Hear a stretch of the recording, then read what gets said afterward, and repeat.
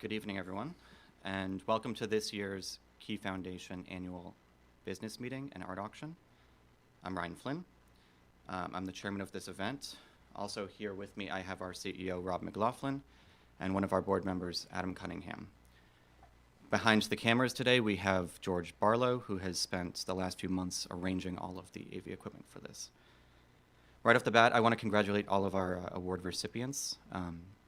Congratulations to all of you. We'll be recognizing you individually a little bit later tonight. Before we really get into the program, there's really just one thing I want to touch on. For most of us, myself included, the annual meeting last year was the last time that we really had the opportunity to engage or be with other people. In that short 12 months, the world has changed in ways that we couldn't have possibly imagined. And the problems and dilemmas that we faced a year ago when we last meet are totally different than the ones that we face today. And likewise, the face of scouting has changed. The face of outdoor programming has changed. And the future of a program that so many of us grew up in and began to see as a constant in our lives is no longer certain. Because of this, the Key Foundation has to adapt. We have to change. Rob will be touching on this a little bit more in depth later tonight, but I really just want to impose one point, and that is that the future is inevitable. Change is inevitable. Whether we like it or not, it will happen. It will be here. We will have to make changes. So there are really two ways that we can approach this. We can either fight it, we can view it as something to be feared, to be avoided, or we can view it for an opportunity to change a program, to be the ones to actually shape how we move forward from here.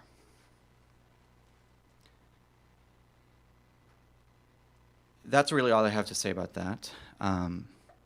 So at this time, I'd like to introduce Rob McLaughlin, who will be laying out how the rest of tonight will go and touching on a few other points.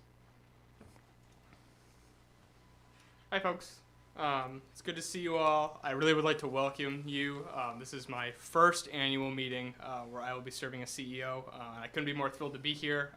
George and Ryan and Adam have all put together an awesome program for tonight, and we're all really excited to share it with all of you. Before we begin, I just want to mention that we are on a delay here in our studio in downtown Lowell. So if you send us a message or a comment on the YouTube stream or through the Zoom, just know that we're seeing it 20 seconds, or you're sending it 20 seconds before we can respond to it live on air. As you can see below, you can see that we have a link here to keyfoundation.org. From there, you'll be able to find all the links that we have for tonight's program, including for all the art, the Zoom where you can mingle with other members of our foundation, and other links that you might find helpful too, including our general donation link. So feel free to go there, browse around. I believe the links are also on the YouTube stream, so feel free to shop around. There's a lot of great art up tonight, and we really would love all you to bid on pieces that you find meaningful and nice. Also there, for the members of our board, is also a link to our election in our business. Please make sure that you are, if you're a member of the board, heading to that link. That's how we'll be able to conduct all of our annual business.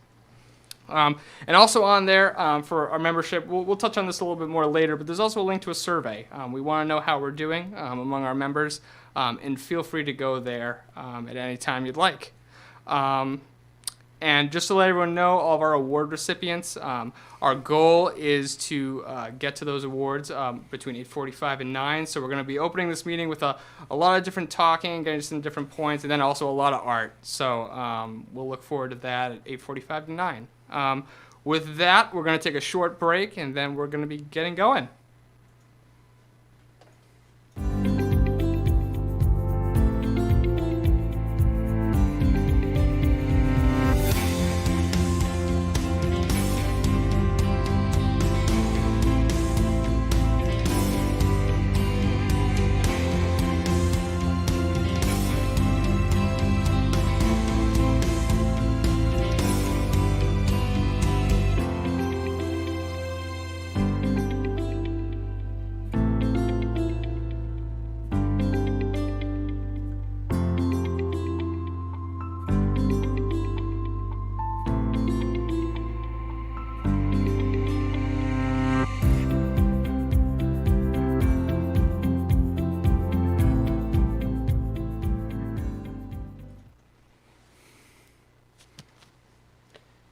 that was just a brief video about Lantern Lights Incorporated, which is a new corporation that's been created and which we will be talking about a little bit more later on tonight as well. At this time, I'd like to go back to Rob McLaughlin. We're going to start this program off by taking care of the annual business meeting side of things. So we'll be doing the board election and the financial report right off the bat. A couple things to note just before we move forward with this. The link to the board election and the election on the financial report, there is a link in the description below this video right here. For all board members who are on the video right now, if you go to that link, you just have to click off a couple check boxes for a survey, and we will count that as the voting for the annual meeting, for the business meeting that we have to take place. So we're going to present everything right now with Rob and Adam, and then take a few minutes to go and take care of actually voting online. All right, so I'm going to turn it over to Rob now. Hey folks, I'm back. So now we're going to move on to our board election. Basically our board hasn't changed since last year too much, with one key exception, and that is a promotion. Ryan Flynn has been promoted from just the chair of the annual dinner to being promoted to the new vice president of events. So with that, I'd like to call for a motion and a second, please, to accept our board of directors for 2021 and 2022. Can you put up the picture of the board? So moved. Or I'll let the record show that Ryan Flynn is first. Motion is, do I have a second? Adam Cunningham seconds.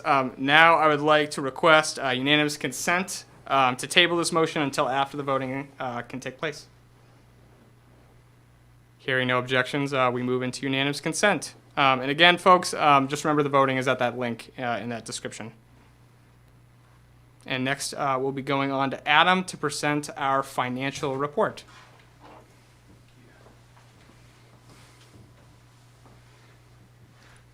Thank you, Rob.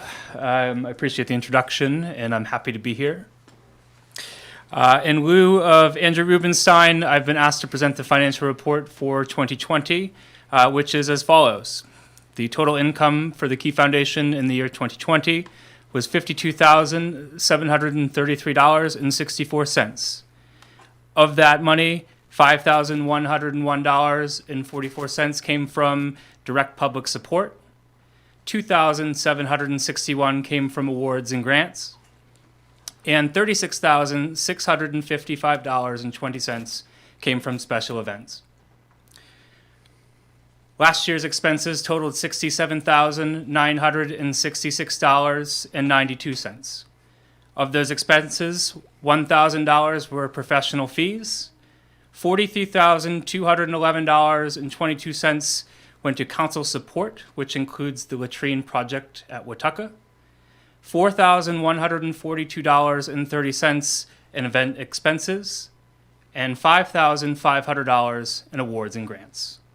The net income for 2020 was negative $15,233.28. Thanks, Rob.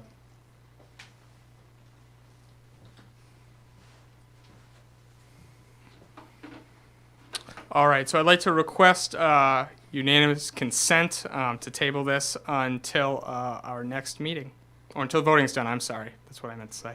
It's so moved. Yeah. So moved. All right. We'll table this until voting can take place. Board members, please follow that link. Now, folks, now that we're waiting and that business is done, we're going to turn things back over to Adam for the fun part of the program, bidding on art. So here's Adam.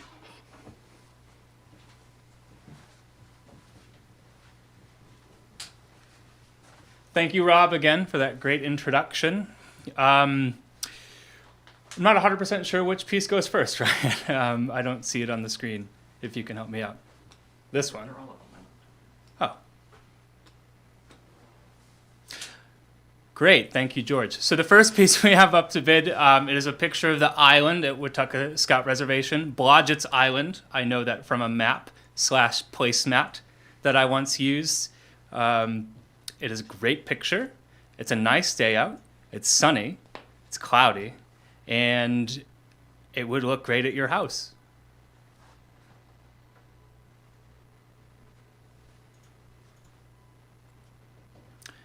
This next picture is, there are some trees.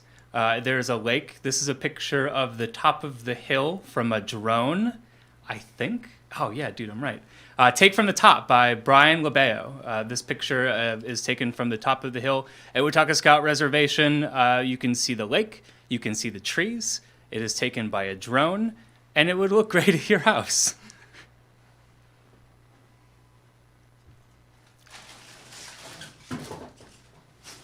This picture is also from a drone. There are also trees. There are also bodies of water. If you look, you can see the Gulf Road. It's sort of a Where's Waldo. You have to find it, but your house guests will say, "What a great piece of art! I'm glad that you hung it up in your house."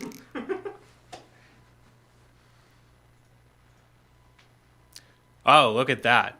It is called The Gate on Glass. Oh, this is cool, right? So somebody, Brian Labeo, otherwise learned how to print things on glass now. So there's like a bunch of these glass pieces, and it's great. You can put it up at your house, but like in a case because it's fragile and you don't want people to break it, especially if you paid a lot of money for it, which I would encourage you to do. The picture is of Watauga Scout Reservation.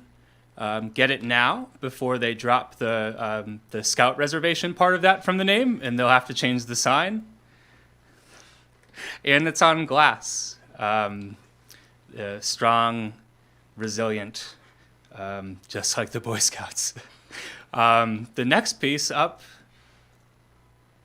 this one is taken by George Barlow, a close personal friend of mine.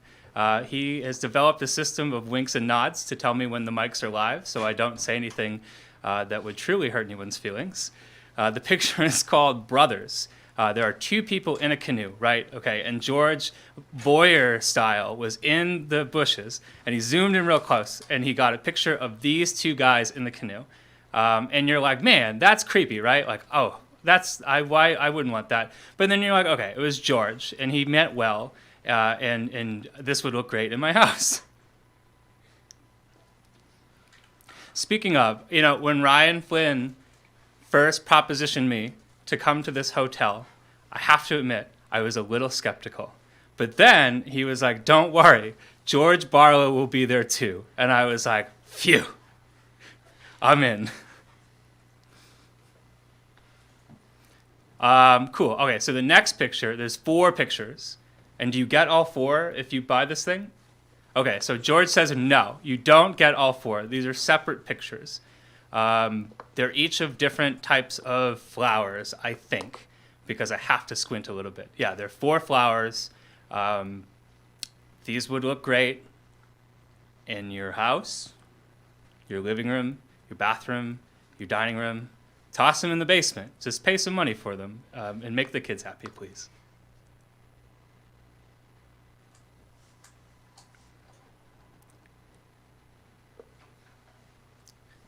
Do we have any more pictures besides the flowers? Oh, cool. Okay, so this one was also taken by George Barlow. He went to this whatever photography class he took. It just taught you how to take pictures crouching down behind the bushes with from far away, which is a useful skill for some people in the Boy Scouts. You should hang this up at your house or your office. It is a nice picture. It always seems to be foggy. Whenever George Barlow is taking a picture, it always seems to be foggy. So he's an early riser. We know that.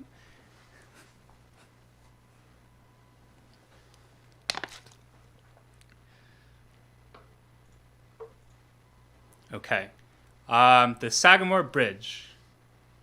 This is a picture. Looks like a film noir, like a horror, there should be caution tape or something up in this picture.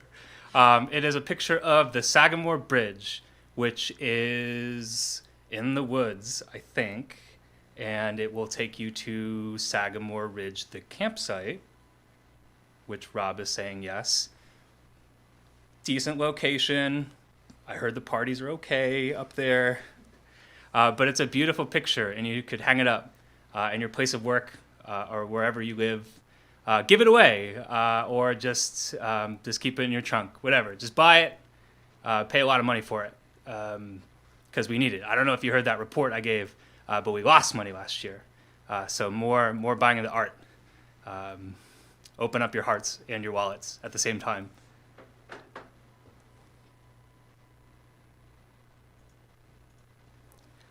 Okay, this is a cool picture. Okay, so it's called Crystal Ball Sunset. Okay, and it is a crystal ball. And the photographer caught a picture of the sunset in it. So it's different. It's different because normally it's rare to get a picture of a sunset at Wataka. It's even rarer to catch it in a crystal ball. You won't see that on Facebook. So you should buy it here. Spend your hard-earned money on this thing. It is a picture. It's not the actual crystal ball. I learned this by asking the right questions. Just for full disclosure, it's not the ball. It's a picture of the ball? I think so. So I don't want anyone to be upset if they pay too much money for it. Just pay what's appropriate and move on. That note was for you, George. I have nothing else to say about this painting. Oh, thanks. Okay. Oh, geez, that's small too. Okay. So this looks like a postcard. Yeah. Oh, dude, I'm right. Okay. 1929, Northwood Lake. It's a lithograph. It's a colored lithograph. Okay.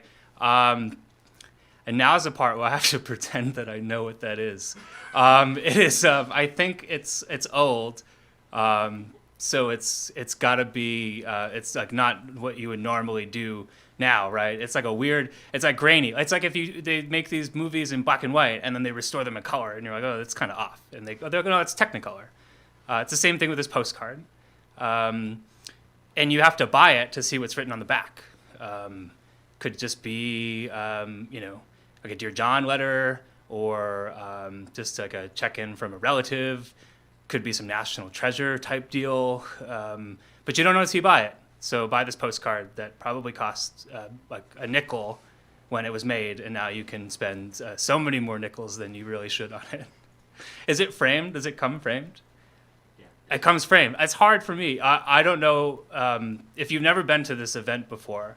Usually, the audience is here, right? I'm not broadcasting from like the Bates Motel with Ryan Flynn and his friends, so I would be able to see it. So thank you in advance for bearing with me, and just remember to spend the money.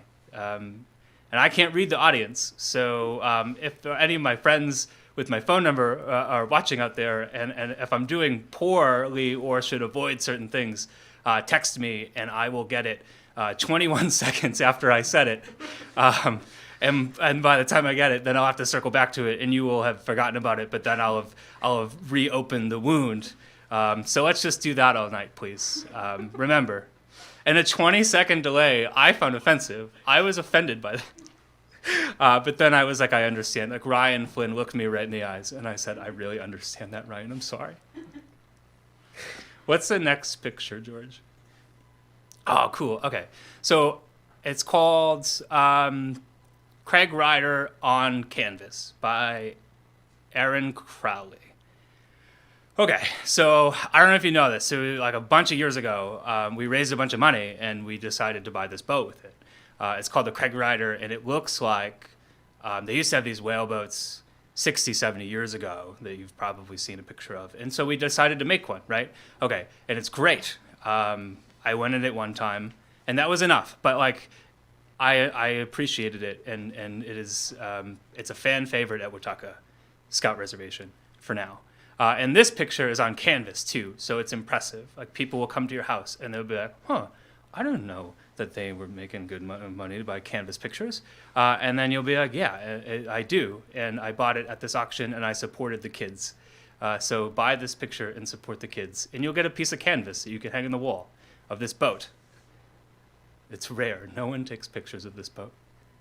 It's a rare piece to have in your collection.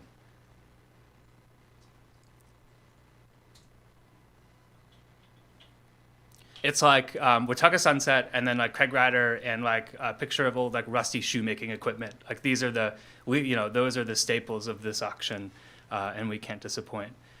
Oh, and a loon. I spoke too soon. There's a fourth one. Okay, it's a loon. Okay, it's called the loon, and then it's like name, its species name is next to it, which I can't read, and not because I my eyesight.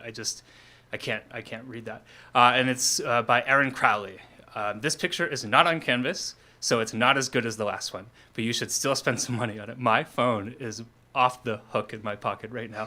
So I hope that things are going well for me. I really do. Maybe it's zealous friends and brothers and colleagues saying, I'm going to buy all this art because of such of a good job that you're doing. And if not, just tell me I did a good job anyways, because I need it. The loon picture is not on canvas, but you can still buy it and still help the kids. And on to the next picture. Okay. Ryan says one more? Okay, we're going to do one more picture, and then you get a break from me for now, and I get a break too. Okay, here's a picture. The Northwood Shoe Factory. Circa 1900. Okay, so this isn't the shoemaking equipment that we found in the lake, and Brian tells us is shoemaking equipment, and we're like, okay, like we can't prove it wrong, so you're right. This is a picture of the factory. The factory, I assume, does not exist anymore, because I've never seen a building like that in Northwood. But it is also a picture. It doesn't say that it is a color lithograph, so I'm going to assume that it is not. But it's on old-looking paper, right? It's not white. It's colored. It has this, like, beige tint to it, and that's how you know it's old. It says circa 1900, and I believe it. Is it framed? Okay, it's framed too, so you won't have to touch it with your your dirty hands. It's probably brittle paper. The frame is worth a lot of money too, I think. So I would assume. So you should buy it for a lot of money. If not for the postcard, then just the frame. That's all my time for now, and Ryan Flynn will come back and call me up again at some point. But thank you for your time, and we'll see you soon.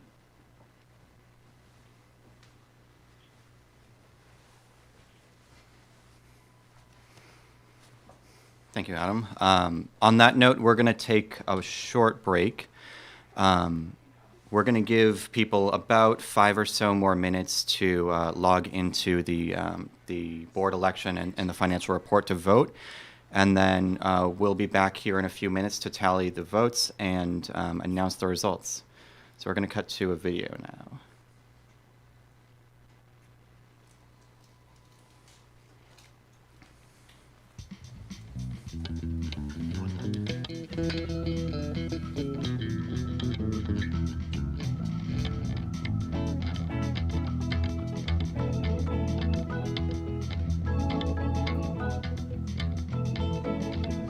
If you're down and confused and you don't remember who you're talking to, concentration slip away, 'cause your baby so far away. Well, there's a rose if you stand up, and the eagle flies with the dove.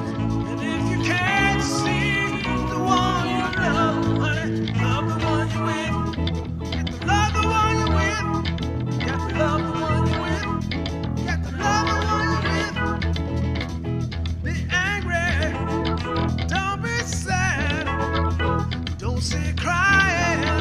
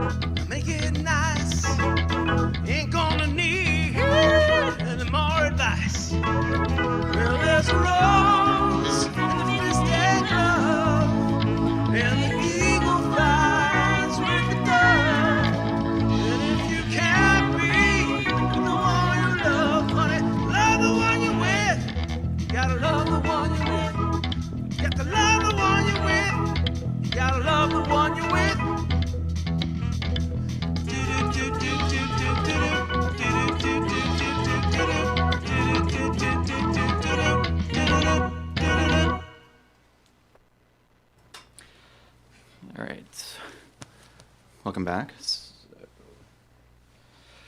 I'm just going to quickly go through and tally up the results of the election.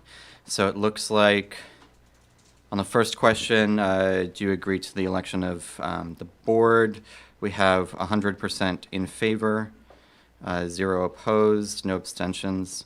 And for the second question, whether or not to accept the annual report, the financial report in the annual report, we also have 100% in favor and 0 opposed. And there nothing particularly of note in the discussion or the comment section. Okay. So with that out of the way, I'd like to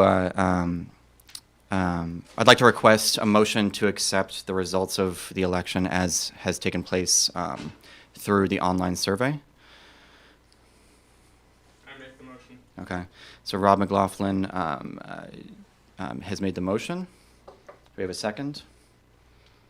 Okay, Adam Cunningham is seconded.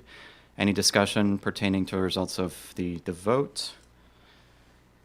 Seeing none, we will close the vote with 100% in favor of both questions. All right, and with our business, our formal business out of the way, we're going to move into the next portion of our program. So at this time, I'd like to introduce again our new CEO, Rob McLaughlin, who's going to be speaking about some changes that are going on in our organization. So take it away, Rob. Hey, folks. So while preparing to talk to you all today, I found myself struggling to find words to speak to our most recent experiences. Indeed, we have all had a year unlike any other, and somehow we've come out in a really successful way. Tonight, you've all heard and will hear stories of how we have persevered and thrived through this year in spite of it all. I attribute our success to the fortitude and deep bonds of our community. Several years ago, I remember having dinner with George Cool Harris, and he kept pointing out how special this group of people is. At dinner with us were a myriad of folk of all generations. And from across the room, he and I watched two people interacting in a remarkable yet normal way. Both Steve Marchako and Gregory Parachuk were having a lively conversation. As George directed my attention to them, I found myself in awe that someone like Chaco, a product of the 1960s, and Greg, only a year or so younger than I, could talk as if they were old buddies. There is so much we all have in common with one another, in ways which at times even exceeds the bonds we share with our families. I attribute these connections to why we are so successful at what we do, and why I think our community will rise to the occasions which are coming. Chaco and Greg could have the conversation they had that night because they, and indeed many of us, are products of the Boy Scouts of America. Through the impact of that organization, we all speak the same language, understand the same customs, and cling to the same values to adjust our moral compass. Because we are able to connect as a group on this level, we are able to do more than those simply working together, raise more money, volunteer for more projects, and pass on more life lessons to a new generation of our community. At the end of the day, we can all trace that familial connection back to those shared customs we've imported from the BSA. As I'm sure you all know, things are changing rapidly for the Boy Scouts of America. And it seems that in the next year, there will be a radically different program on the local level than our community has been centered in for the last century. There is talk of merging councils, selling camps, and other painful changes. Yet I have more hope than I do despair. Our community has grown over the years towards self-sufficiency, and even if the worst were to happen tomorrow, I believe we would all still be here together next year. The changes coming to the BSA are not something we should be afraid of because we have predicted them for such a long time. Rather, we should be taking this opportunity to reorient ourselves around the values that matter to us, the promise that every child in New England will have the opportunity to have an outdoor experience summer after summer. New opportunities for us are starting to present themselves as we seek to support our core missions. This past fall, the board of the Key Foundation empowered a group of our members to begin analyzing our strategic position, with the goal of presenting a new strategic plan to carry us into the next decade. With that group and our committees, we continue to work towards innovation in ways which are remarkable. If you told any of us that we would run not one, but 2 fully virtual events a year or so ago, I think we all would have said we don't have the capability to do such a thing. But here we are.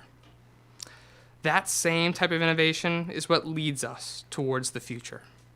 Conversations are happening across the organization about how to improve and prepare for the changes in the BSA that are coming. And while we aren't certain what those changes will be just yet, I can report to you all that we are making ready. As you have already heard from our friend Mike Bryant at our last board meeting, a new summer camp is opening this summer at Lone Tree, which promises to be a place to grow our community beyond the confines of the Boy Scouts of America. This is not to say working to support a new type of summer camp will be without challenges. And I have heard many say now may not be the time to make some of the bold steps being taken. To address the apprehension, I would call your attention to our shared history. Over the past few months, I think we have all been reminded of pivotal moments similar to the one we are in now. The one I keep floating back to is the audacity of the founders of Watauga.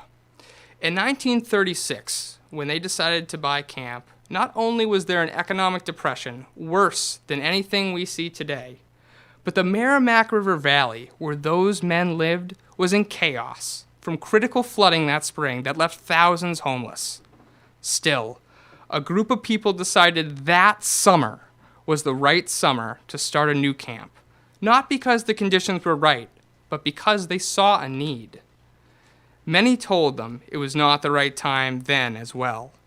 But in spite of those people, dozens of volunteers showed up in the summer of '36 to build Northbrook, the dining hall, and dozens of other buildings to support children, each one of them by hand. I can't help but compare those people to the ones preparing to launch Lantern Light camps this summer at Lone Tree, some of whom are members of our Key Foundation family. They recognize that now, more than ever, children need the freedom of an outdoor experience, especially after nearly a year in isolation. The children of New England have a need for summer camps, and I think we'd be making a terrible mistake as an organization if we didn't support every effort to help children in New England have that experience.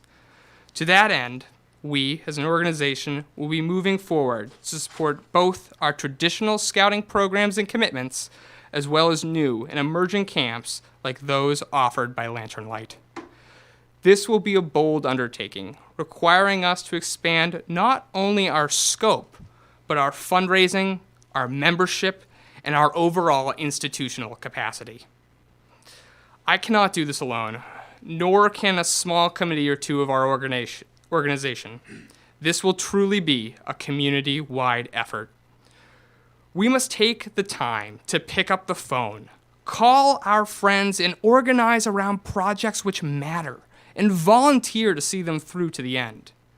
Very soon, a call will be going out to rally our members and begin the hard work that is ahead at both Watauga and Lone Tree to prepare for the summer of 2021, our first summer growing our community across 2 distinct organizations.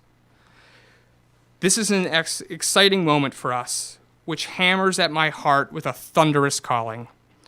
We are going to emerge from what is coming a stronger and brighter organization than the TKF of yesterday. We must listen now to the voices within, telling us what must be done, not for the benefit of you and I, but for the children of today and tomorrow. Each generation gets one shot like this to truly make a difference, and the need is there for us to make that difference. A light has been cast through the clouds, and the breeze blowing is truly the right wind to harbor. If you and I can find the courage to climb onward and upward, this journey, I have no doubt, will preserve the spirit which burns brightly in each of us. It is that same spirit I hope to kindle in others as we begin to work closely with other organizations. Through this resilience and continued commitment, I hope that someday, I, who first set foot in a summer camp in 2008, will get to have the kind of conversation like the one between Chaco and Greg, with a yet unnamed member of our community, many years my junior, who nonetheless strives every day to keep the spirit alive.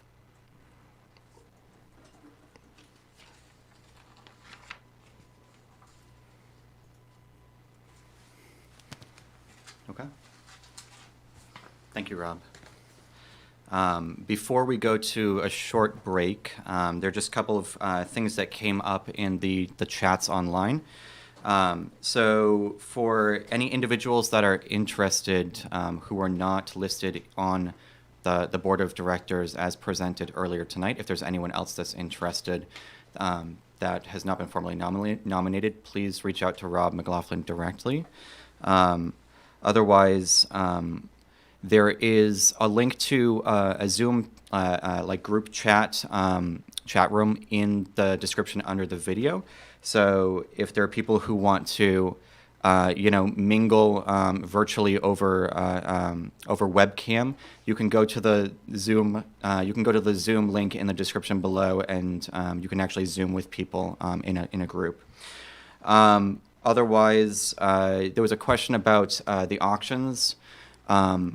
All of the auctions are taking place online right now. There are only a couple of pieces that are closing tonight. So there are only 3 or 4 pieces tonight that are going to be ending around 9:30 tonight, and the rest of the pieces are being staggered as to their closing time over the next couple of days. So just make sure to double check what the closing date on the auction is before you bid to make sure that you're able to get it if you want. All right. And on that note, we're going to flip to just a short break because it is now 7:45, and we'll plan to be back here in about 7 to 10 minutes.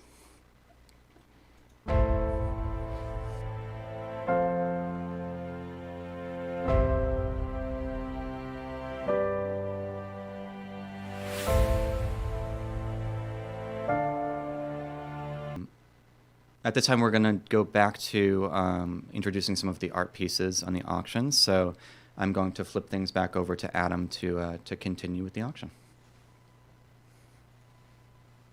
Thanks, Ryan, and thanks, Rob, for your speech. It was really inspiring and good to hear that we're going to be moving into other ventures now that the future of the Boy Scouts is uncertain. And also, congratulations on your promotion to CEO. I've been in the Key Foundation like 9 years. No one asked me to be CEO, but I understand completely why they made that decision. It's my turn now to go back to the art. Before we do, though, I want to just quickly say thank you for having me back. Thank you to Ryan Flynn and the Key Foundation for having me back. I don't know how many years I've been doing this at this point, but I really enjoy it, and I hope that you all really enjoy it, and I get to have a good time while raising some money for good causes. I do have a bone to pick, though, actually. So I got the email. I got this email from Ryan Flynn, and it had my picture like superimposed onto this like weird cartoon, and I didn't like the picture. Like, it really bothered me, and I didn't tell Ryan until like right now. I'm telling him right now that I didn't like it, right? And I was like, well, what can I do, right? So then I was like, well, I'll just go to the minibar. And Ryan just told me this hotel room is on him. So so is this $5 bottle of water. All right, George, give me some art, please. Just saying, I didn't make that graphic. Okay, back to the art. And by the way, I forgot to mention, I probably should have mentioned this. Sorry, this is so refreshing. I probably should have mentioned this before. This is an online auction, right? There is a link at the bottom of the screen. Point that way, down. Yeah, it's right about there. And you should go to, keyfoundation.org. Go to it. and bid on some art. And again, thank you for having me. I will say I was a little before we get into this picture of whoever this guy is, this looker in the boat.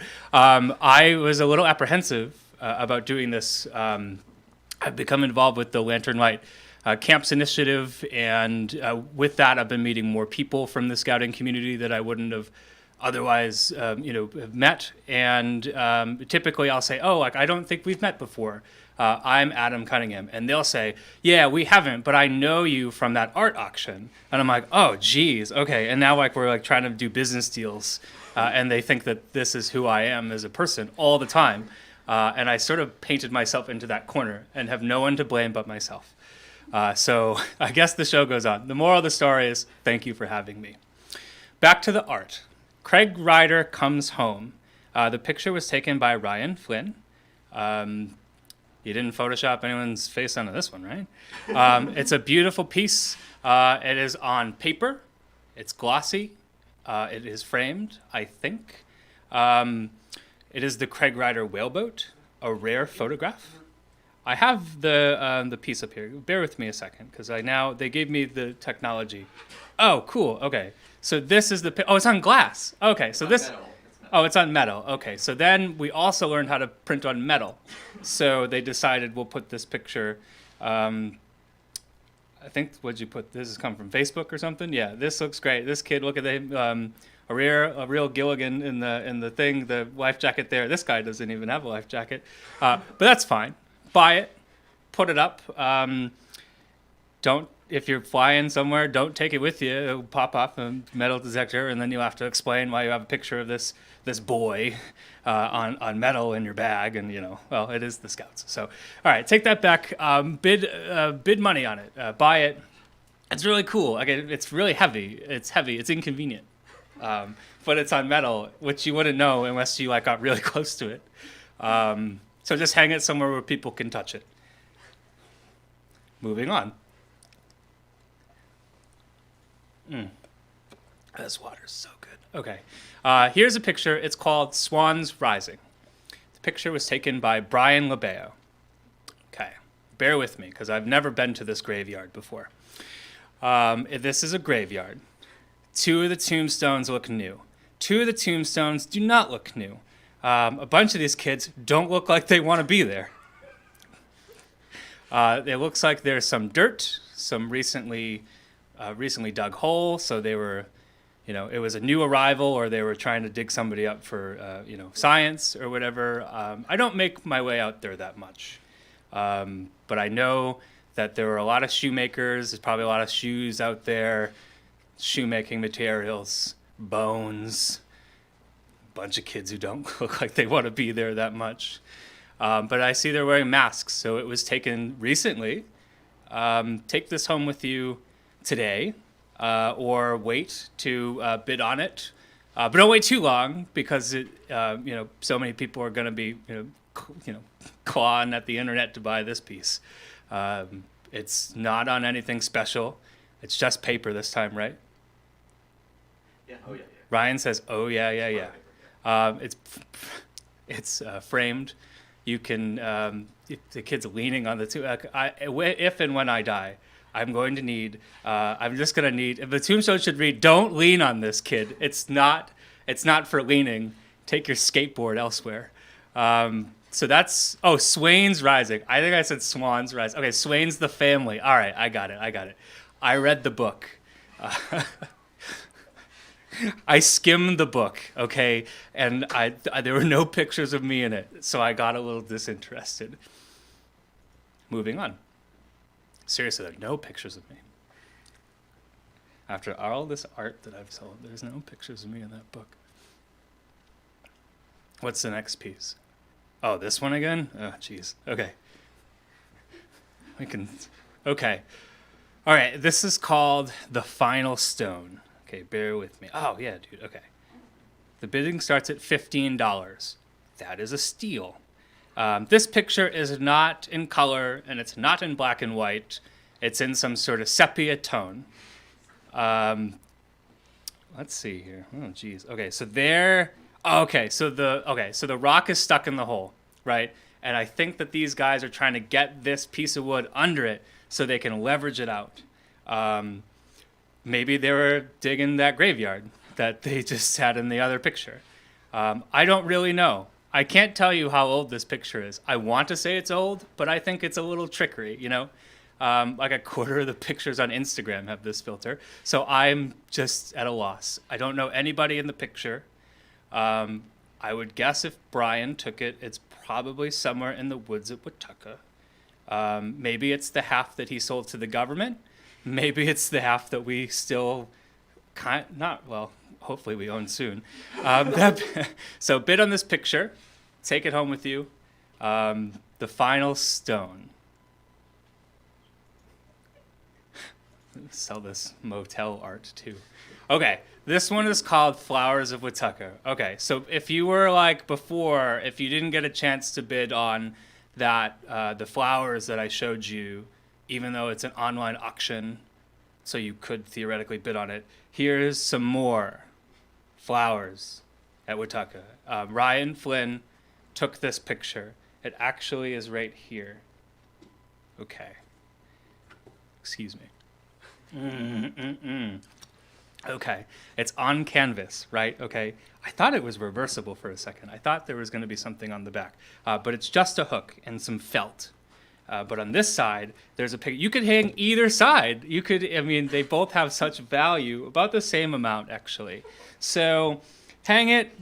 People love this type of stuff, right? Well, good thing I almost said another word, so good thing there's a 21-second delay. People love this stuff. You can put it in your bathroom. You can put it in your kitchen. Other places, just buy it, please, because like I said, we need the money. It's been a tough year. COVID. The Boy Scouts went away. Who could have seen that coming, by the way? What a surprise. Like, I heard that news, and I was like, good thing I was sitting down. The Boy Scouts went bankrupt. Anyways. More art?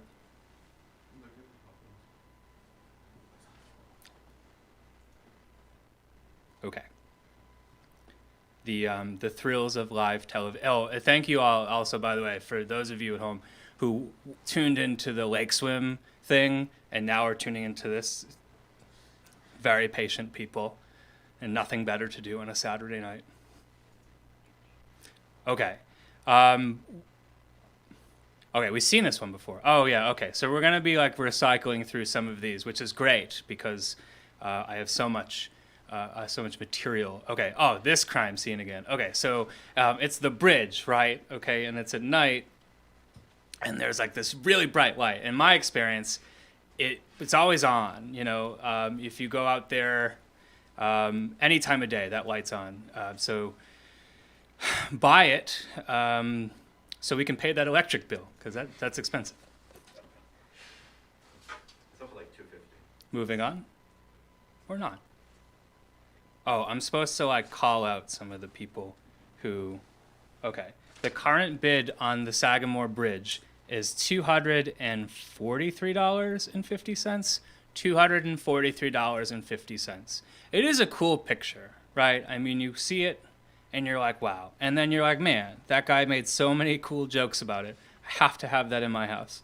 $243.50. Let's get that up to, let's say, $900. We can do it. Is this one open until later on? Texas electrical bill?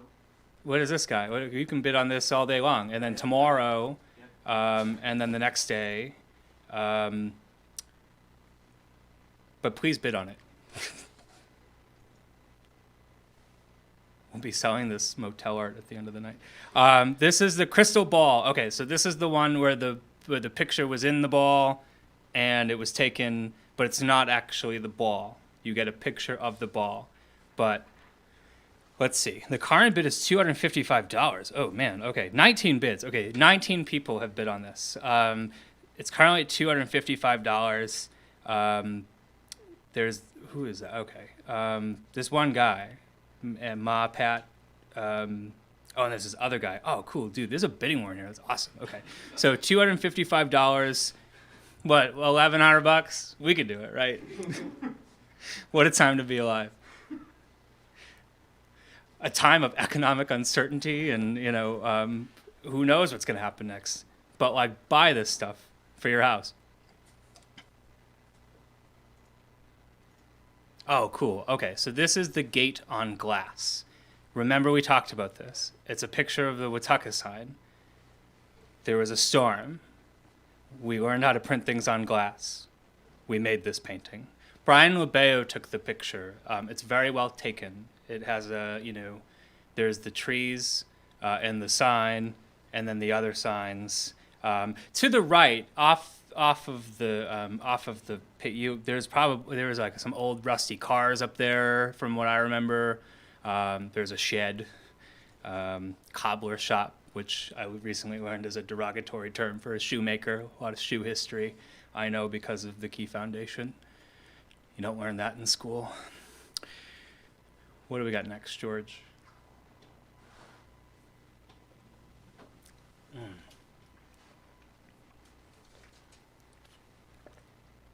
Okay.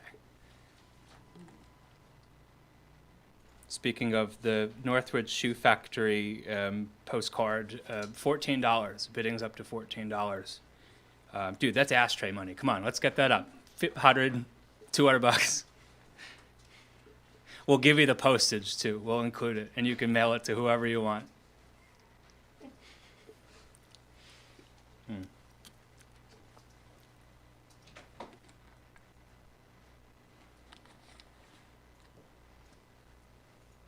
George, are you having trouble with the art? Okay. George tells me that this is the last piece of art for now, and he's going to be throwing to a song of some sort. So I will be back. Thank you again for your time. Thanks for tuning in. We'll see you soon. Trip on that? Thank you, Ben. One, two, 1, 2, 3. Walked through a party in a county jail. Prison band was there, they began to wail. The band was jumping in, the jump began to swing. Should have heard them knocked out jailbirds sing. Let's rock, everybody, let's rock.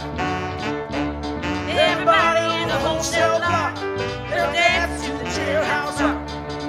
Spider Murphy playing on the saxophone, Little Joe blowing on the slide trombone. Coming from Illinois when Crash Boom Bam, the whole rhythm section was a purple can. Let's rock, everybody, let's rock. Everybody in the whole cell block, they'll dance to the jailhouse rock.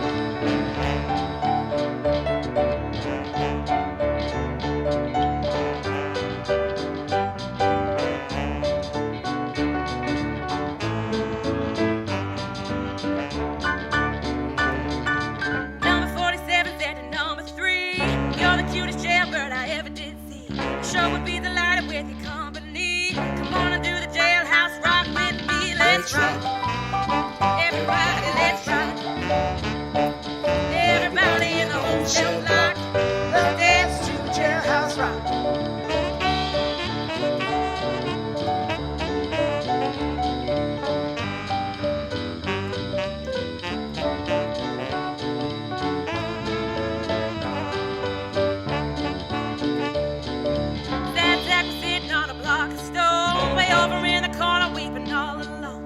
Warden said, hey buddy, don't you be no square. You can't find a party, use a wooden share. Let's rock. Everybody, let's rock. Everybody in the whole cell block, let's dance to the jailhouse rock. Dance. Dance to the jailhouse rock. Yeah, dance to the jailhouse rock. Yeah, dance to the jailhouse rock. Everybody in the whole cell block, they'll dance to the jailhouse rock. Dance, dance, dance, dance to the jailhouse rock. Woo! Dance, dance, dance, dance, dance to the jailhouse rock. Yeah, everybody in the whole cell block, they'll dance to the jailhouse rock. Yeah.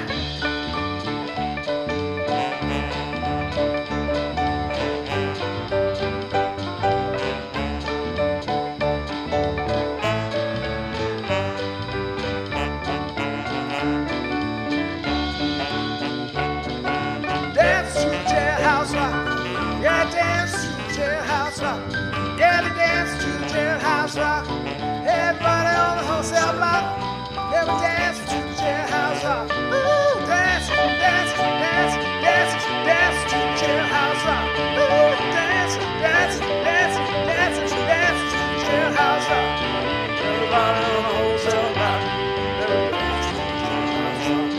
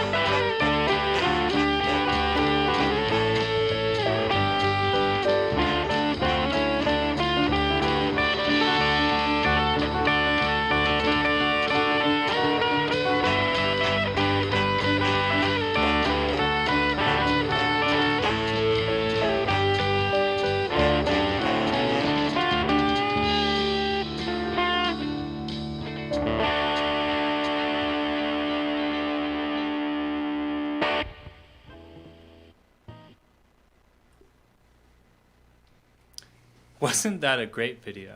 I couldn't hear it, and I've never seen it before, but it looked about right. It was very appropriate. Back to the art. Okay, this is called Blodgett Island Clouds. It's by Erin Crowley.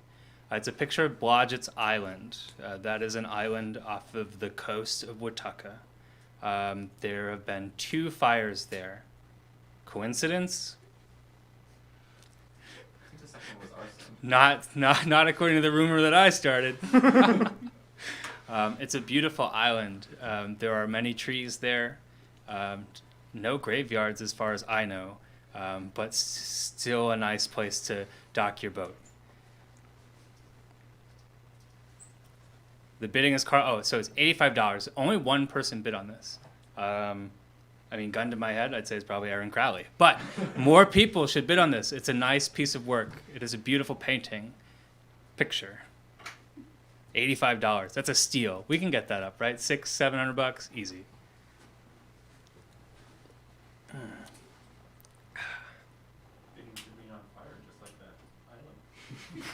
George Barlow says the bidding should be on fire, just like the island. You should be up here, George, not me. That's the best line of the night. Okay, Take from the Top by Brian LeBeo. Okay, so this is a drone, right? Okay, so Brian LeBeo bought a drone and was like, you got to get your money's worth. So he's flying this drone all over the place. Pre-COVID, of course, you know. And then he sold like a bunch of land to the government. So like suspicious, maybe. But he took this picture, and it is, well, he didn't. The drone did. But the drone was up there, and this is a picture. Okay, so it's the trees, right? And there's like a companion picture. People be proud that I know this. I think there's another picture, like an old one, and it shows it's like not as many trees. And you're like, that's how I know it's old, right? Because we know that just because a picture is black and white or in like sepia, it doesn't mean that it's old. It could be new, but we know from the trees. So the trees are big here. It's a new picture.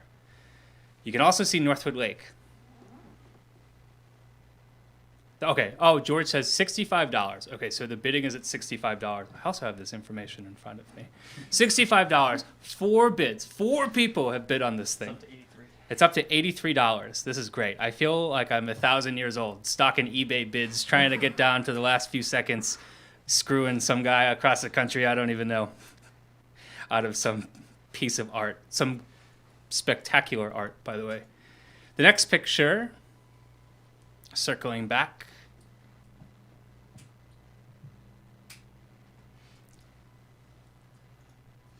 Oh, yeah, okay. So this was the postcard. The last I checked, the bidding was at $14.50. Same deal as the other one. We'll throw in the postage if you want it. Okay. Oh, dude. Okay. This is I love technology. $31. It just said that someone bid on it. Keep bidding. Drive that up.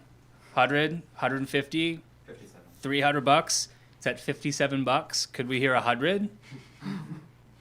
Any? Blodgett's Island's up to $150. That's awesome. I'll take some credit. It's my money. Oh yeah, Rob's over here. He's on the phone making deals in between the breaks. He's calling his friends like, my eBay got hacked. Like, I'm good for the money. Can you just buy the picture, please? My mom really wants it. It's like, your mom doesn't want that. You were a liar. What's the next one, George? What do we got?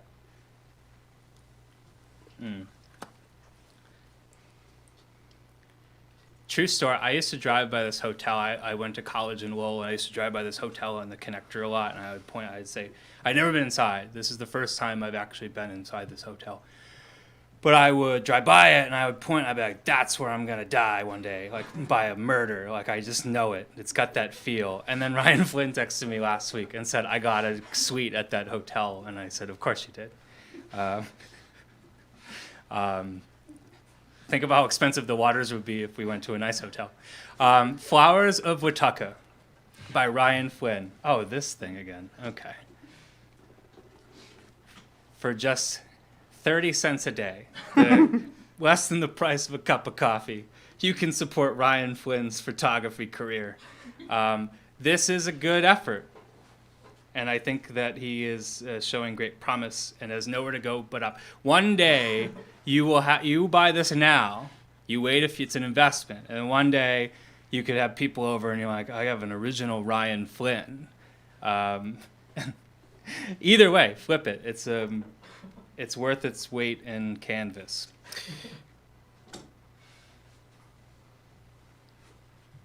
Any more art? Oh, cool. Okay. This one is called Son and Father. It's by George Barlow. Correction to the record, by the way. I said earlier that George, went to a photography class and they taught him how to be a crouchy voyeur. But George clarified to me that it was actually photography merit badge. And that's how the instructor taught it. Could do a deeper dive there, but I chose to move on. Nonetheless, it's a nice painting. It's a nice piece of art. It could hang in your living room. It could cover a hole in the drywall in somewhere, your basement or your bathroom, your kitchen. The current bidding is at $96. Don't make George feel bad. Okay, buy this piece of art, and I'll tell you why. Because if George is sad, I'm here with him in person, and then I'm going to feel uncomfortable because I'm not going to be able to console George because I can't console anybody. And Ryan Flynn will have to get involved, and he'll go home sad. So please, just buy it. If not for the kids, if not for the programs, then just for George's sake. Get your mom to buy George's art, Rob.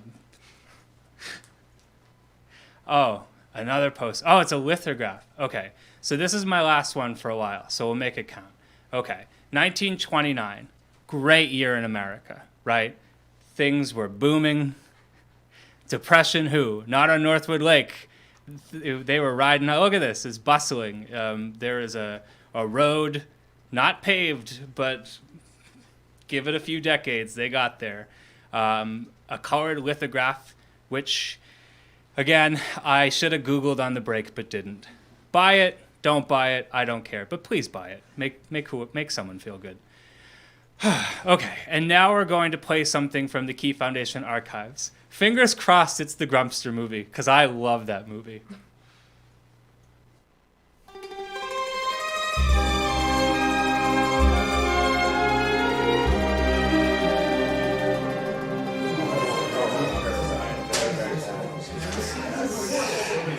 Where's Paul Sullivan? Paulie, you won't see him around here no more. Who is going to take responsibility for these numbers in this district? Who's going to do it? One of you? Who's going to do it? I say we send a couple of boys down there to do a camp promotion. And if they still don't go to camp, bada bing, we take care of them. Whoa, Mike, take it easy, man. You're taking this way too personal, let me tell you. No one's ever gotten rid of district people before. You can't do something like that, I tell you. You do something like that, you'll make Pinnacook Lodge an outcast. I tell you, an outcast. The spirit of the adventure. No way, please, take that into consideration. I don't know. I gotta think about it. Mike's right. These two guys are key. They're key to the whole district. We gotta get them to go to camp. They wanted to set up a meeting, right? Yeah, they want a meeting. Okay, I want you to set it up. I want it to be in a public place so I feel safe. I have just a place. I'll talk to him. We'll get him to go to camp. How you gonna do it? Little Key Foundation boy never wants to get mixed up in council business. I think he's taking it very personal. Don't you think he's taking it personal? How you gonna do it? I'll make him an offer they can't refuse. It's not personal. It's business.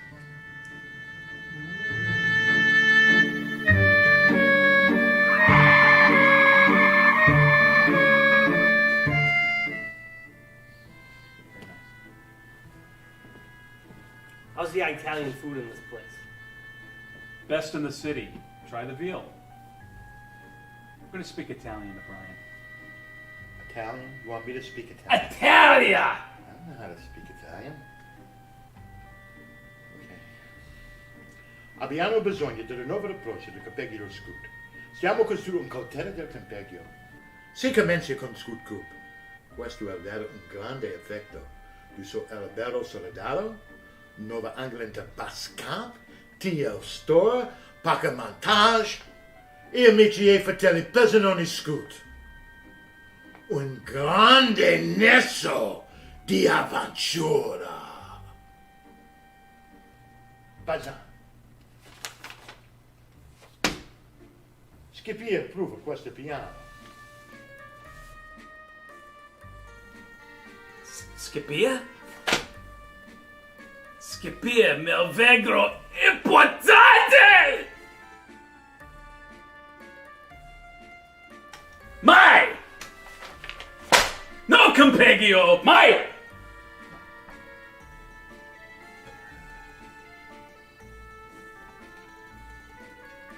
I was afraid this was going to happen. I gotta go to the bathroom. Oh, jeez! Oh, no, sit down. Sit down. We'll go to camp. 2 weeks, right? Rare adventures. Northern Exodus. Molto bone.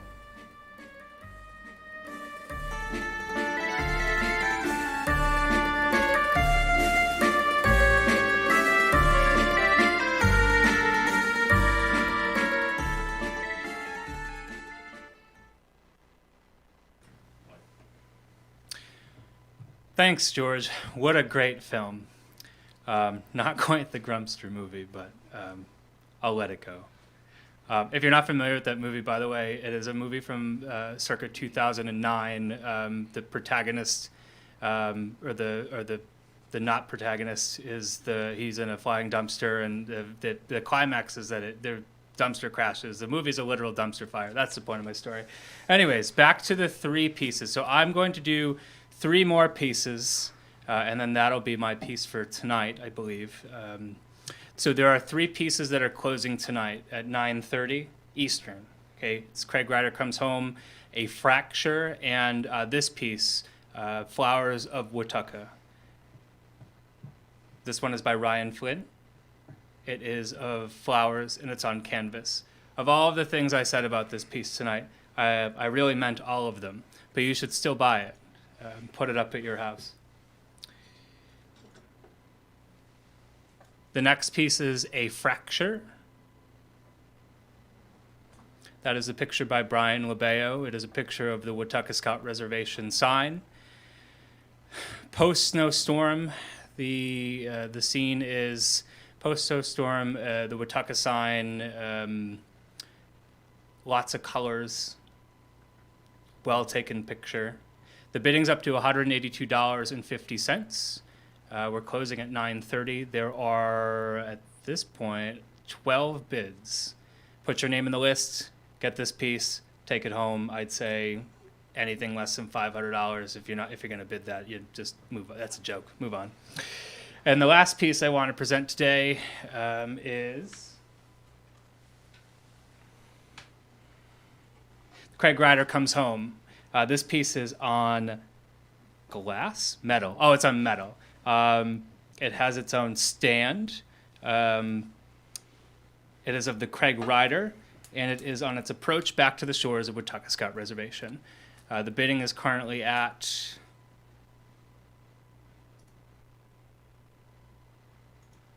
$70. There are 4 bids. Put your name on the list. Get this piece. The bidding closes soon for this and the 2 other items that I just showed. So don't miss out. Act now.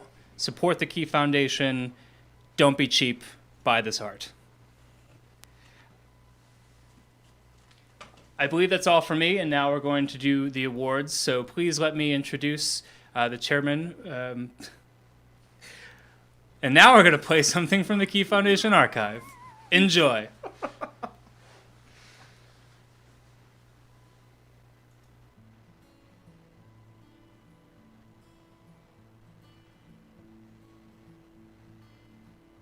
Very little to do with the founding of the Key Foundation.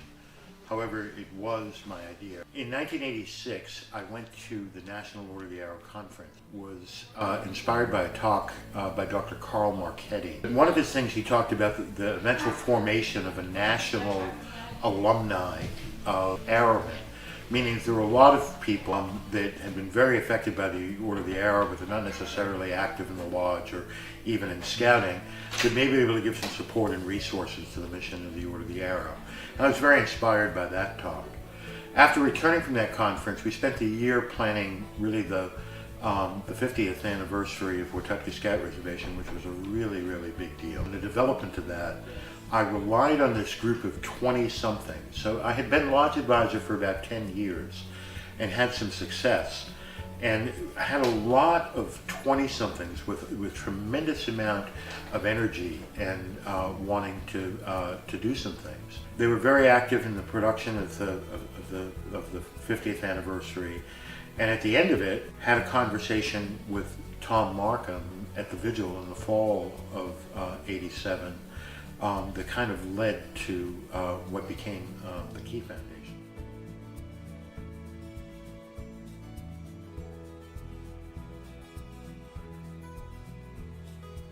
Well, I remember Brian and I had a great long conversation at the vigil in September of 1987. We were at Watucka and having some real conversations about what was going on in young people's lives in Juan Lancer Lodge at the time. And it was our belief that we could certainly begin to assemble a group of leaders, both former chiefs of Juan Lancer Lodge as well as people that shared the same view, same vision, same passion, to be able to bring new supports that were not presently existing then in support of Juan Lancer Lodge. And that's really the history, the genesis of the Key Foundation was not to be in a camp sort of alumni group. It never was. In fact, the word alumni didn't exist in our vocabulary then. It was really a group of people that were passionate about supporting the future success of the Order of the Arrow program. So we got together in this fall of 1987 and brought together what we believed were people that wanted to continue to contribute, but recognized that it wasn't our time to lead, it was our time to support and guide and enhance. So that's what we did. The Key Foundation was born on paper anyways in December of 1987, and in the winter of 1988 we had our first organizational meeting. And the successes of the Key Foundation are entirely rooted in the successes of the young men and the young leaders of our lodge, our camps, our councils over the time and moving into the future.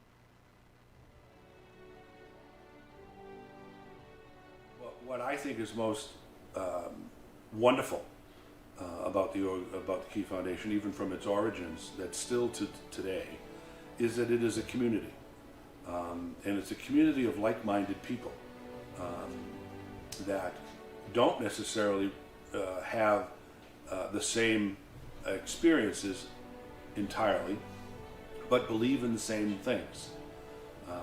You know, one of the things that was so important in the very beginnings, the 80s, 1987, 1988, even 1989, when the organization was just growing and evolving, was the need for a successful vision to be able to be shared and to be able to have the voice that we talk about. And that was important that a community be developed. When I came up with the idea and thought about, okay, this is a really good idea, how do we do this, and who do you do it with?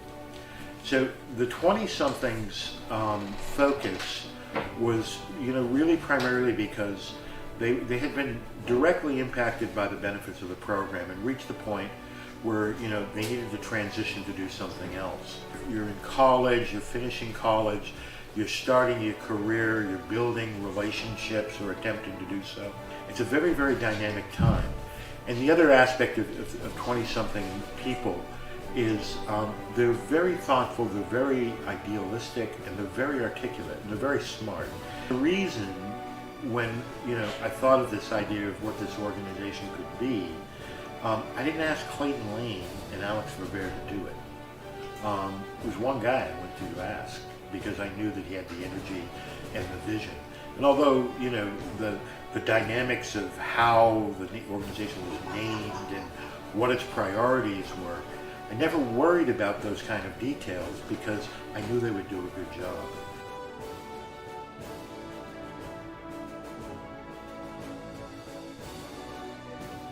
What are we going to call ourselves? What does this matter? I mean, did we want something that was going to be, specific to part of the origins?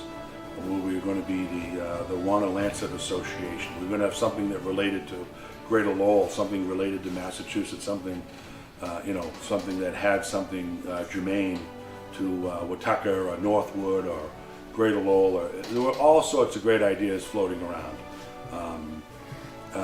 But where we ultimately and finally settled was something that people had to ask either what that means or what the organization is.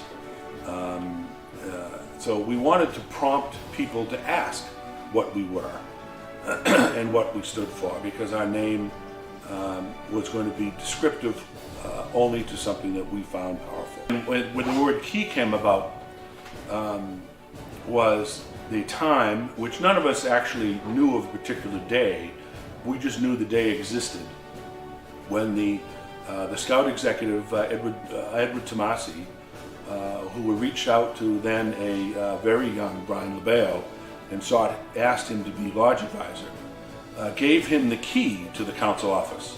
The work that Brian LeBeo could lead and the young men that would be inspired through him and because of him, which was us. And the single symbol to us represented the key to the Scout office.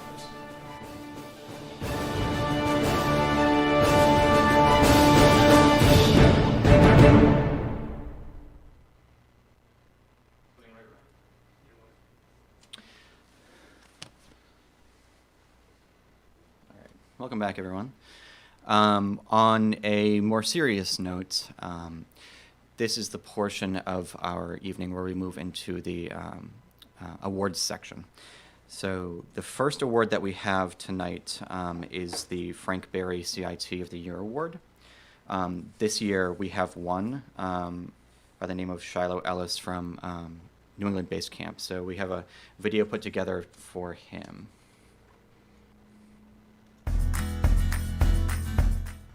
Counselors in training are the youngest members of the camp staffs. They are usually 14 years old and are there to get a taste of what it is like to be on a camp staff, while also having many of the perks of being a camper. They assist the staff in their jobs and can rotate through different areas to find their passions. The Francis J. Berry Camp Counselors in Training Award was first established in 2008 to recognize the CIT who best embodies the ideals of scouting and a passion for camping. It is named after my grandfather, Frank Berry, a past council executive of the Greater Lowell Council. In recognition of their dedication, they receive a full staff uniform and a bonus on their salary for the summer. Due to the extenuating circumstances surrounding the camping program in 2020, only one award will be given out this year.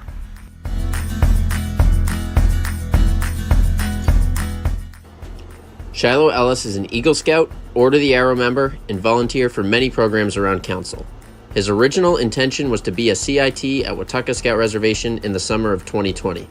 However, when this was no longer an option, he switched gears to volunteer at New England Base Camp through the summer and fall instead. Shiloh has many skills and qualities which make him who he is. With his great sense of humor, commitment to excellence, and expansive knowledge base, he makes camp operations that much easier. It does not matter if he's stepping in for a weekend program, a week of camp during the summer or other school vacation week, or even teaching something online. His ability and excellence is unparalleled among his peers. We are happy to recognize Shiloh Ellis with the Berry CIT of the Year Award.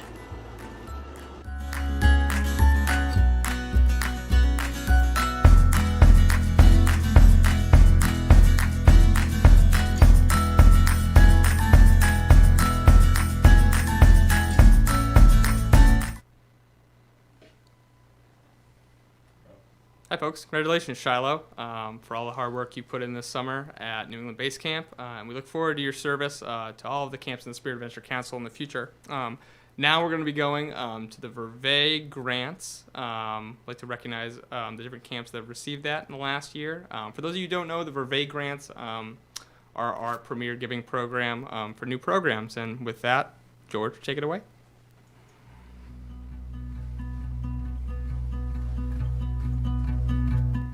Each year, the Key Foundation provides program enhancement grants for Boy and Cub Scout summer camps. Grants are used to expand existing program areas or to introduce new program aspects to camp. TKF named its camping grant after Alexander A. Verveer, a man who provided opportunity and program to thousands of young people. It is in recognition of his contributions and to perpetuate his spirit that this grant is made available. Alexander Vervey was a scout in the Greater Lowell Council in the 1930s and was a camper at the first season of Watauga Scout Reservation in 1937. Later in life, he served on the reservation staff. After service in the U.S. Army Air Corps during World War II, he returned to scouting and the reservation. As an adult scouter, he served as district chairman, council commissioner, and served as a member of the council's executive board for almost 40 years. Alex was the Grand Sachem of the Watauga Braves, a forerunner of the Order of the Arrow in the Greater Lowell Council.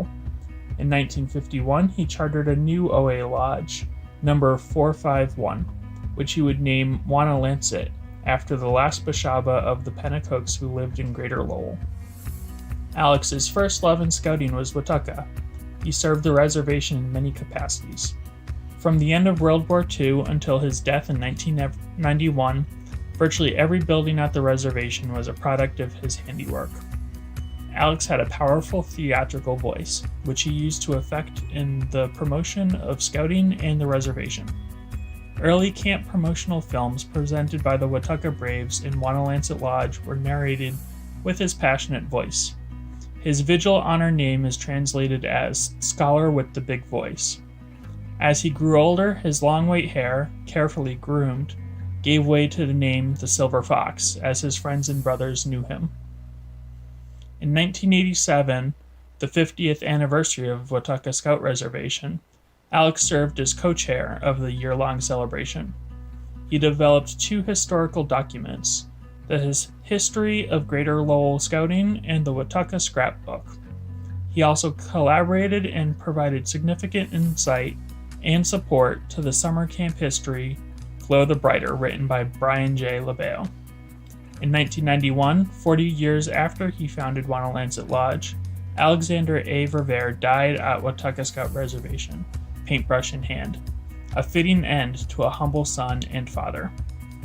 In the past 5 years alone, Verveer grants have awarded over $35,000 to help fund more than 40 individual projects. These new or expanded program areas were implemented at 12 camps owned by 8 Scout councils ranging from New Hampshire to Pennsylvania. The Verveer grants have helped to introduce or expand programs involving music, mountain biking, agriculture, cooking, water sports, science, shooting sports, electronics, blacksmithing, pottery, and many other activities. We can't wait to see what camp programs will be developed next.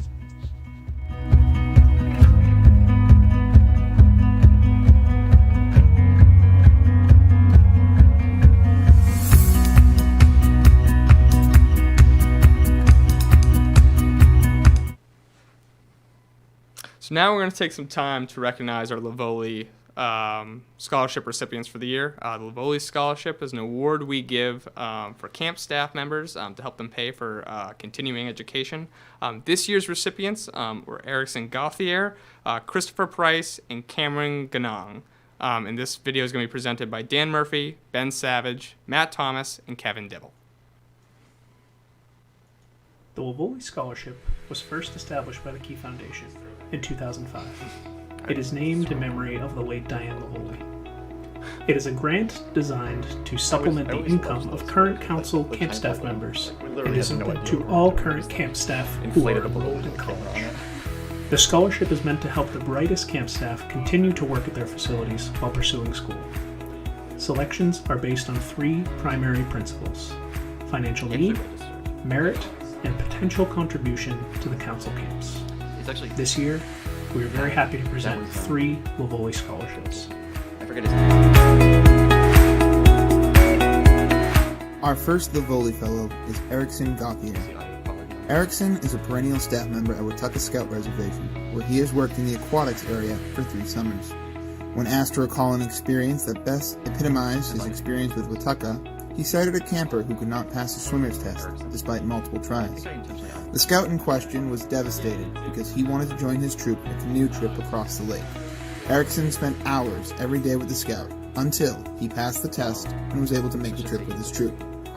Outside of Watauga, he has also worked at the West Wing Day Camp for 5 summers and volunteered at Mass Jam by working security. Currently, Erickson is pursuing a degree in criminal justice at Middlesex Community College. When not in school, he works 2 jobs to help pay his way through his degree.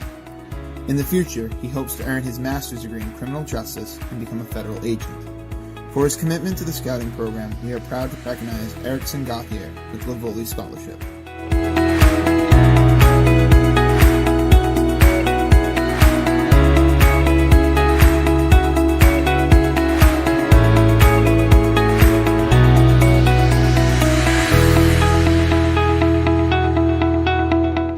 Our next Livoli Fellow is Christopher Rice. An Eagle Scout from Troop 7 in West Roxbury, Christopher was inspired by the staff at TL Store Scout Reservation. He knew from the very first time that he visited Store that he wanted to work at a Boy Scout camp. The opportunity would present itself when he was in the 10th grade. It was then that he started working at New England Base Camp as the Scoutcraft Director. Since then, he has also served in the general maintenance crew at Base Camp, where he would spend summers, weekends, and school breaks cleaning and landscaping. In his application, Christopher recalls a day that he spent teaching a large group of non-scouts at base camp. Though initially nervous, once he started teaching them fire building, their excitement and enthusiasm made him so happy that it made me feel like I was a Cub Scout again. Outside of Scouts, Christopher is an undergrad at UMass Lowell, where he is studying business. For this, we are happy to present Christopher Rice with a Livoli Scholarship. Our final Livoli Fellow is Cameron Ganong. Not content with the rank of Eagle Scout, Cam has gone on to earn a total of 6 Eagle Palms and the William T. Hornaday Award. He has worked at Treasure Valley Scout Reservation for 5 summers now, most recently as the head guard at the waterfront. He is also highly involved in the Order of the Arrow. Prior to his council's merger, he served as a member of the Pachachong Lodge Executive Board and Vice Chief. After the merger, Cam was elected as the first Lodge Chief of the Catamount Lodge. He has been recognized by the Lodge with the Vigil Honor and the Founders Award. Most recently, he has served as the Vigil Chairman for his Lodge and he continues to be active in his home venture crew. Cam is currently an undergraduate at Westfield State University, where he is a double major in criminal justice and political science with a concentration in law. If that was not enough, he is also involved in the honors program, a number of other clubs and organizations, and works as a student safety assistant at school. For his unwavering dedication to the Scouting program, the Key Foundation is proud to recognize Cameron Ganong with a Livoli Scholarship.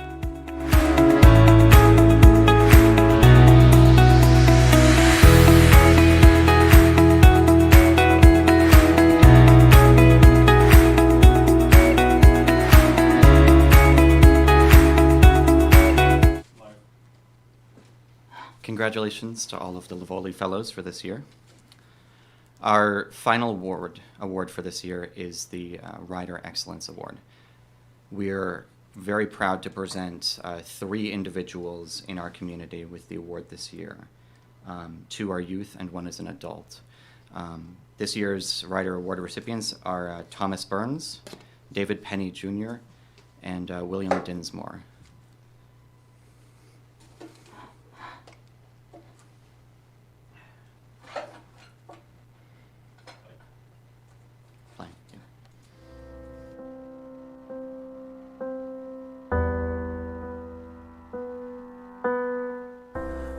The Craig Ryder Award, named in honor of our late friend and brother, is the highest honor that the Key Foundation can bestow upon an individual. It is a thing of the spirit, designed to recognize those among us who best exemplify the higher vision. Craig was a Wanalancet Lodge chief and reservation director of Watauga Scout Reservation. He was a Visual Honor member and one of the driving forces behind the rebirth of TKF in 2001. Above all, Craig was known as an inspired leader. He was known as someone who always strove for excellence. He was a soft-spoken, gentle person who embodied the words, "By inspiration, lead them." Craig was passionate and faithful to his beliefs, but always was respectful of those who believed differently. He nurtured friendships and considered those whom he worked with a part of his family. Those bonds he forged are still alive with those who knew and loved him. Craig lost his battle with brain cancer in 2005, but the vision that he inspired lives on. As Lodge Chief, Craig Ryder chose the theme, "Catch the Higher Vision." This award recognizes those who do. The Key Foundation is proud to present now those who have demonstrated true leadership and exemplify the spirit of Craig Ryder.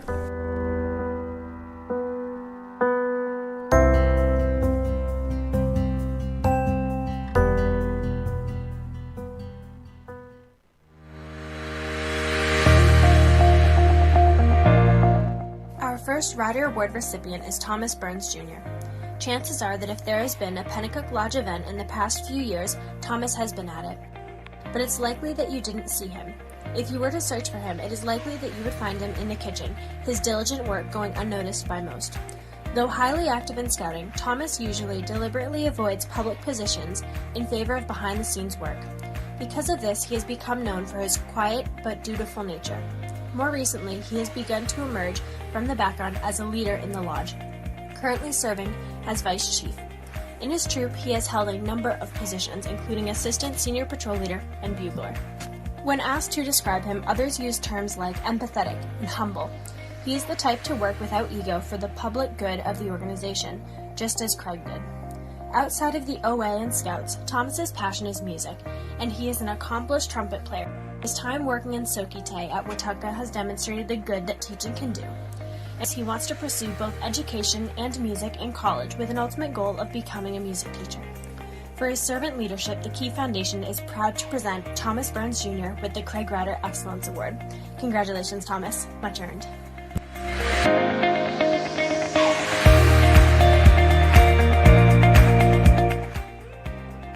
Our next Craig Ryder Award recipient is David Penny Jr.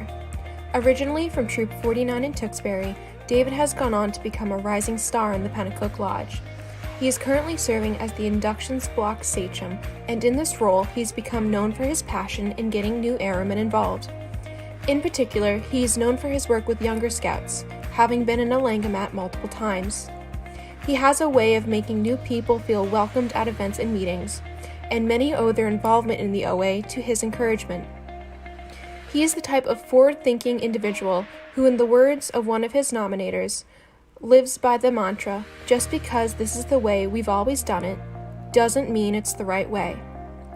David is the type of leader who truly lives by the rule that good is never good enough, and is always striving to be better.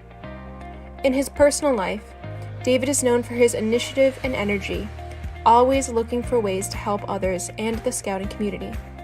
For these reasons, we present David Penny Jr. with the Craig Ryder Award.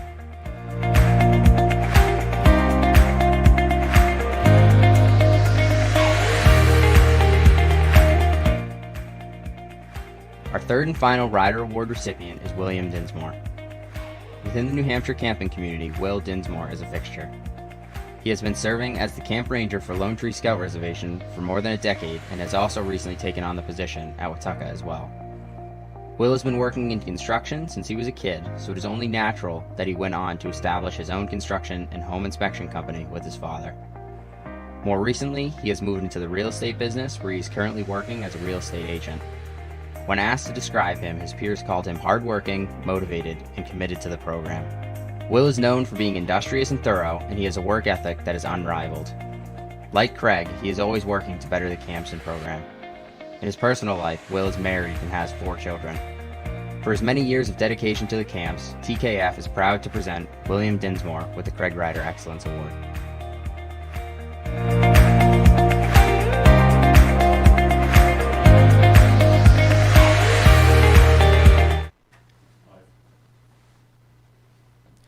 Congratulations again to all the award recipients this evening. I wanted to take one last opportunity to remind you that there are 3 pieces of art tonight where the bidding is closing at 9:30, so just about half an hour to go. Those are A Fracture, Flowers of Watauga, and The Craig Ryder Comes Home on metal. So last chance to bid on those. Get on there and support our cause. I did want to mention one thing before I turned it over to Rob McLaughlin. It actually has something to do with what his speech earlier tonight. Rob talked about George Colharris, and I wanted to take a minute before I turn it over to Rob to say I can't believe it's been 2 years at this point since we lost George, and the way that things are and the circumstances. We need a George now more than we may have ever before. I learned a lot of things from George when we knew each other the time that we did before he passed. But one of the things, or maybe the most important thing that I learned from him is that if someone is standing in the way of something that you profoundly believe and think is the right thing, it doesn't matter who that person is or how powerful they are or how uphill the climb might be, but you'll find a way to get around them. And George isn't the only person that I know and I look up to in the Key Foundation that has taught me that lesson. And like I said, now more than ever, it's the lesson that we need to remember because our climb is going to be uphill, but I am fully resolved and I believe that we will get through this too. So thank you again so much tonight for giving me this opportunity, and Rob, thank you too. Now, Rob McLaughlin, the CEO of the Key Foundation. Thanks, Adam. And why don't I thank you now? Because you've done this auction now for a couple of years, and every year it's really just something special. We come here, you chastise us for how we're not giving enough money to kids, and we love it. We love getting chastised and told that we should raise more money. Because Adam is right when he says that all the money being raised tonight goes directly to youth programs. The Key Foundation doesn't have a staff. We don't really spend money, for support or operations or anything like that. So every single dollar raised tonight goes directly into the pockets of a kid, basically. through our program support. So I just want to remind everyone that while our auction started tonight, a lot of our pieces aren't going to close. They don't close until later on this week. So every night this week, we're going to be updating on our Facebook, the Key Foundation site, where the bids are at for all of our pieces of art. So that way, the community can continue to keep bidding and keep giving. COVID has made it very difficult for us to meet together. And every dollar really helps us out to make sure we're able to do those critical and core missions that we've been speaking about all tonight. So before I close, I really just want to thank you all for what you've given already. This is a community, much more than just a simple nonprofit. We're all really a family. And what we do together is really important and special. And I just want to thank you all for that. I'd also really want to thank Ryan Flynn, our VP of events, for putting tonight together. Not too long ago, I had to do the lake swim like this. And I can tell you, running a virtual event is nothing small. You got to learn a lot of new things, and he's done an excellent job. The same for George Barlow. I don't think the Key Foundation would have any presence this year if it wasn't for him. He really does something magical that very few people could do in putting together events like this in the professional way that he does. So I'd really like to give a thank you to him. Again, thank you, Adam, for being a wonderful host again this year. And thank you to all of our board members and committee chairs that do so much every day to make sure this organization keeps going. And with that, I'm going to turn things over to Ryan Flynn to close us out for the evening.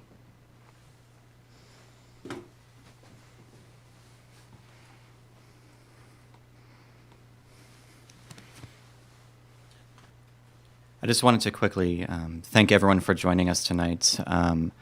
We understand these are difficult times, and so we really appreciate all of the support that we're getting, especially the financial support through the art auction. So thank you again for joining us. And to all of the award recipients, I want to again congratulate all of you. It's a big deal when we hold this event and we get to recognize people. Just quickly, some people that I wanted to recognize for their contributions to this event. Right off the bat, George Barlow, I would not have been able to hold this event without his AV and tech support and his expertise. So huge thank you to George Barlow. Also Rob McLaughlin, Adam for hosting our art auction, and to Brian Labeo, Karonica Brown, and Aaron Mave for contributing pieces to the auction. It's a great event that we hold every year. I really enjoy holding it. So thank you for joining us tonight, and we look forward to updating you as things move forward.